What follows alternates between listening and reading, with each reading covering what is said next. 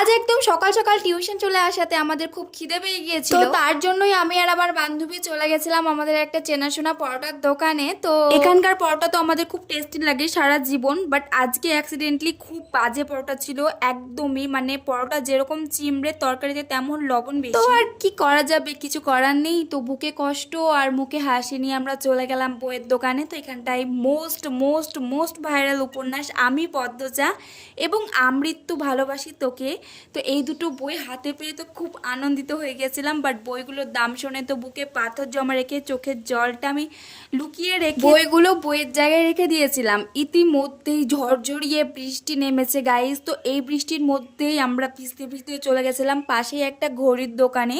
তো মার সামনেই জন্মদিন, তো মার জন্য একটা ঘড়ি কেনার ছিল, কিন্তু একটা ঘড়িও আমার ভালো লাগে। মধ্যে আমার বান্ধবীর একটা ফুল পছন্দ হয়ে গিয়েছিল, তো তো ওর মুখে হাসি ফোটানোর জন্য ফুলটা ওর হাতে দিয়ে ওর বাড়িতে ও এবং আমার বাড়িতে আমি চলে গেলাম টোটোতে, মানে উঠে পড়লাম। তো চলো আজকের মতো টাটা বাই বাই, দেখা হচ্ছে নেক্সট মিনি ব্লগে। বইগুলোর দাম জানতে কমেন্ট করো।